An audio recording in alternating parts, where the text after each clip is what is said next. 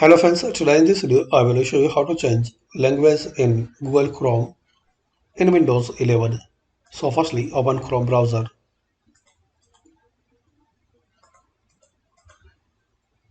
then click on three dot settings, here advanced. Now here click on languages. Now in this drop down scroll down and click on add languages. Now add a language which you want to use. Also guys, you can search language from here. Then click on add. Now click on this three dot. Click on display Google Chrome in this language.